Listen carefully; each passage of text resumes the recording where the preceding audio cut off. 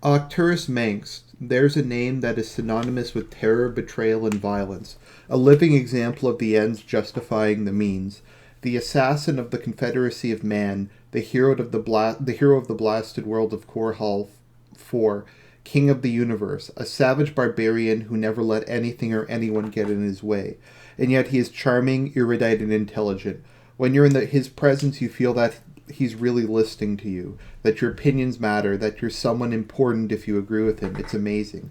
I have often wondered if men like Mengsk don't carry around their own reality warping bubble, and all who fall in are suddenly transported to an alternate dimension where the hellish things he says and does suddenly make sense. At least that's the effect he's always had on me. So that's by Michael Liberty, a reporter. I just feel whenever you're doing a character profile and there's a reason you suck speech, or just someone giving a summation of the character, you should read that to kind of set the tone. So, Arcturus Mengsk, this is going to be based on the games and just whatever research I did on the wiki. I understand that over time, StarCraft lore has grown, that there's a bunch of books, there's a bunch of comics and supplemental material. This is just going to be based on kind of my single-player experience, me filling in the blanks, and, like I said, what I could find on the wiki. So Arcturus was always, I don't know if I'd call him my favorite character. He's one of my favorite characters in StarCraft. I think more than kind of anyone else in the series, he really kind of embodies what makes it great from a storytelling perspective. Characters in StarCraft tend to be shades of gray. While there are some obviously good characters like Artanis and Jim Raynor, there's plenty of other ones like Dagall, Stukov, and Arcturus Mengsk, who kind of have aspects of both and are kind of somewhere on the scale. I think it kind of summarizes something you see a lot in reality, where there isn't always clear-cut good guys and bad guys. You have people who act in their interests, and sometimes their interests are good, like in Arcturus's case, the defense of humanity, and sometimes they're bad, in his case, the quest for vengeance and his genocidal nature. And these are not mutually exclusive. And within Arcturus, you see a character who has a lot of very positive things about him and a lot of very negative things about him. And I think above all else, he's immensely likable. What's the term? Affably evil. I really like his voice actor. I think really brings it to life. James Harper with his Virginia kind of plantation accent does an incredible job. He's a very charismatic voice actor, and it perfectly suits Arcturus Mengsk. So, Arcturus Mengsk, what can you say about him? Was he a narcissistic psychopath or visionary revolutionary? Was he a tyrannical maniac or a product of his time? Was he necessary evil or a nihilistic quest for vengeance? You have within him all these different narratives, all of which kind of contain some aspect of truth. Because on one hand, many of his actions did kind of have a net positive and were, I think, kind of justifiable. I mean, they achieved something beyond just revenge and just beyond his pursuit of power. On the other hand, he could be a profoundly petty man whose kind of temper tantrum led to the death of billions. And that's what's so kind of fascinating about him, and that's what I like about characters like him. He kind of reminds me a lot of Tywin Lannister, because Tywin Lannister is not a good person. In many ways, he's a very evil person, but he's also very admirable. In Tywin's case, he's extremely hardworking, competent, not particularly corrupt, and overall just kind of effective. He's evil, but he's at least good at governing. So, like, when you're looking at him, you can go, well, his actions were extremely cruel on a personal level, but the Westerlands and the realm thrived under him. So, let's kind of go into Arcturus's background. So, Arcturus was the son of Angus Mengsk, who is a great senator of Korhal and would eventually lead a revolution that successfully allowed the planet to secede from the Confederacy. Arcturus was not particularly interested in political office. The wiki states that even as a child, he was noted for having a lack of empathy, would suggest he might be a sociopath, which would kind of be reinforced by a lot of his later actions, particularly the fall of Tarsonis. So you had that aspect in, but he wasn't particularly interested in leadership. What he really wanted to do was to become a prospector, which in the StarCraft universe, because it's kind of a space western, is more or less exactly what a prospector was like in real life, just going to search for minerals and resources and doing mining ventures. So he found that more exciting. He wasn't interested, like I said, in revolutionary politics. He would go on to serve in the Confederate Army, in part to thumb his nose at his father, in part for, money, glory. He really wanted to prove himself because he came from one of the old families of the Confederacy, and he wanted to make his own fortune and achieve his own fame independent of his father. Arcturus Mengsk is really an example of, I guess you could say, the will to power. The idea that if you just have the will and your will is stronger than everybody else's, there's nothing you cannot achieve. And he more or less, over the course of his career, would go from being an outlaw to the most powerful human leader the sector had ever known, almost solely based on his own will and wits. And that's kind of another thing that makes him interesting. I remember I was watching a documentary on the making of StarCraft Remastered, and they were talking about Arcturus Mengsk, and they said, at the end of the day, he's just a politician. You have alien demigods, you have Kerrigan, Ammon, you have Protoss with their mystical superpowers, and then you just have Arcturus Mengsk, and he's just kind of, at this point, an old man who, like I said, just has his wits, his words, and his charisma. And that's what makes him kind of a really fascinating figure, is just, yeah. So during his time as a prospector, Korhal became independent, and it looked like it was going to lead a bunch of other planets in open revolt against the Dominion. However, a team of ghosts went in and assassinated his father and family. I mean, the father being assassinated is one thing, because he was a political leader, but he also loved his sister and mother dearly, and their deaths really hurt him. He would go back and take command of Korhal. However, eventually, while he was off planet, the Confederacy would destroy the world in a nuclear holocaust. And that's kind of what solidified him into being the man he was. He was entirely consumed by a desire for revenge, to destroy the Confederacy at any costs, and to, how would you put it, just kind of regain the sense of power he'd lost with the destruction of his homeworld. And you can see this as the driving force later on, and it kind of makes him sympathetic, because this is an extremely traumatic event, and it gives him a rational explanation for why he hates the the Confederacy so much, and why he undertakes the actions that he takes later. It's once again, that's the good thing about StarCraft and its storytelling, is everything about Mengsk, if not sympathetic, is at least logical and understandable. When you get to the point where he passes his moral event horizon in the events of StarCraft, you can see what logically led up to it. It's a bit surprising. It's a little shocking, but it's not illogical, which is, once again, I think what they do really well.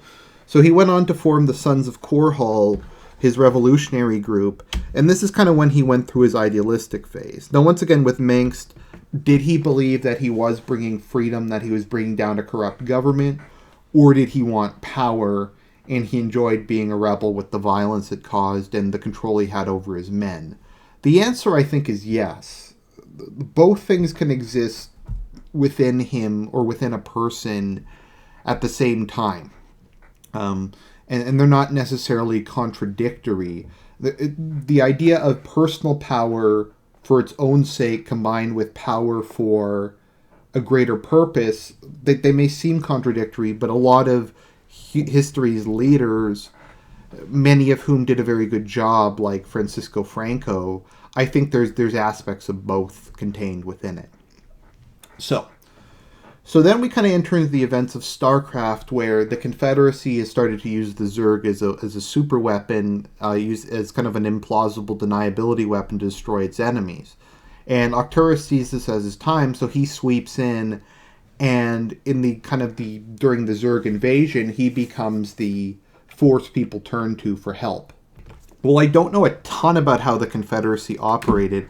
I get the impression that it was a very inefficient, decentralized, but still tyrannical oligarchy. A bit kind of like Latin America, where you kind of have not anarcho-tyrannism, but oligarchs can basically do whatever they want, and they were all kind of bound together by mutual interests more than any kind of sense of nationalism or nationhood. So they were completely unwilling and unable to deal with the Zerg threat, and Arcturus gained a lot of political capital by going around and saving planets from the Zerg and portraying himself as the only one willing to fight them. Which is once again true. He does evacuate the population of Mars-Sera, and you do launch a number of assaults to defend planets from the Zerg. Around this, slightly before the events of the game, Sarah Kerrigan joins. Kerrigan was one of the ghosts who had assassinated his parents, and I think that's very important to keep in mind why he betrays her in the end. Arcturus Mengsk betrays her because he sees it as getting payback for something she legitimately did. Now, she can't remember because ghosts have their minds wiped regularly, but his kind of desire to get petty revenge on her is once again very understandable. It is very kind of a human flaw. Ironically, that's kind of, I think, another thing I really like about StarCraft is how important just petty emotions are. Like revenge, like getting even, like pride. Characters are full of human flaws. In De Gaulle's case, like I said, pride. In this case, petty revenge.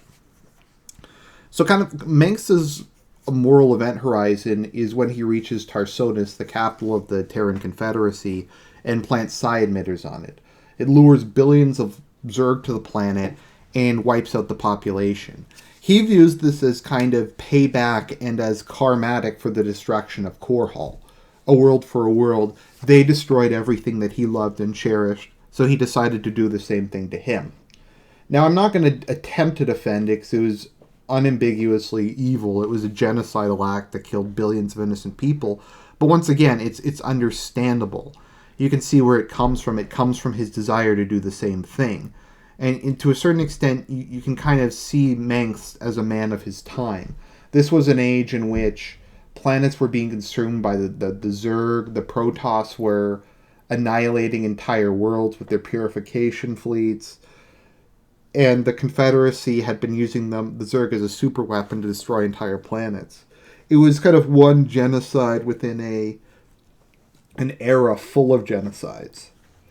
So he wound up defeating the Confederacy on Tarsonis, founding the Terran Dominion, and making himself emperor.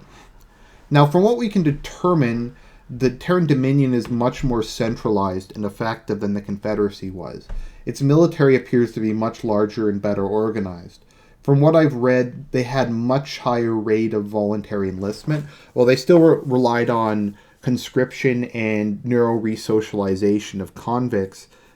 They had a much larger volunteer aspect to the army, and it appears to be a lot more, like I said, organized and professional than the Confederate army ever was. So Mengsk portrayed himself as being the uniting figure for humanity and its best chance for survival, and to a large extent he kind of was. He was able to build the most powerful Terran faction that the sector had ever seen, and he was in a position to put up be a legitimate threat to the Zerg and Protoss. The fact that he ultimately kind of failed in this regard isn't necessarily his fault, because, well, he was facing overwhelming odds, and I kind of feel like he did the best he could. So, then we enter the events of Brood War, in which Mengsk gets involved with backstabbing between Kerrigan doing the same thing that he did to her. We just have all this different stuff that came out, etc. Once again, you see within Brood War petty revenge. You see Mengsk trying to hold on to power at all costs. Brood War kind of portrays him a bit more as a petty tyrant, that power's truly gone to his head, and all he cares about at this point in time is Korhal. It's his obsession. Maintaining his empire and himself as autocratic dictator is really the only thing that keeps him going. And it's sad to kind of see a character that we had kind of grown to like over the first game just kind of become a petty tyrant. But once again, it's a very human, it's a very normal historical thing. So then we enter the events of Wings of Liberty and Heart of the Swarm. Now, I feel that they kind of didn't do his character justice. He's gone from being this like master strategist, kind of the chess player behind the scenes, manipulating and outsmarting everybody, to being exceedingly ineffective, outmaneuvered by his son, Kerrigan, and Rayner. And by the time of Heart of the Sworn, he's just kind of like Hitler sitting in his bunker on Korhal, waiting to die. While his army still appears to be fairly effective, the fact that his son is personally rising up against him, and the fact that the actions he took on Tarsonis were exposed, caused his power to dwindle to almost nothing. And eventually, obviously, Kerrigan and Rayner succeed in killing him. So his legacy is interesting because his son is very different from him. His son's a lot more compassionate. There's social programs are introduced. The press is freed. And there's more representation in the Dominion's government. And kind of on the surface, everybody says, well, Valerian's good and and Arcturus is bad. And he was kind of the ding-dong, the witch is dead. At the same time, though, Valerian was able to make those concessions and do those reforms because of what Arcturus had built.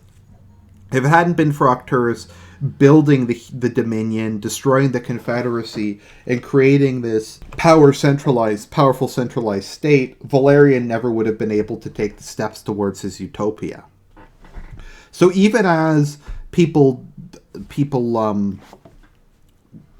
stomp on the grave and mourn the bones that Arcturus created on his rise to the top, they stand on top of his grave and they build upon what he had built. So that's kind of my view of Arcturus Mengsk. He's a great StarCraft character, a great character in general, who has a lot of very positive traits. Once again, he's very charismatic. He has a genius level intellect. He's very well educated. He's cunning, politically astute, very personable. On the other hand, he has a lack of empathy for others. He's power hungry, prone to petty revenge, and genocidal. So that's my profile of Arcturus Mengsk. I hope you enjoyed it. I love the character. He's one of my favorite characters in fiction, and it's part of why the original StarCraft was such a great story. And it was good to see him come back in the sequel, even if I feel they kind of character assassinated him like they did with Jim Raynor. But that's a story for another day.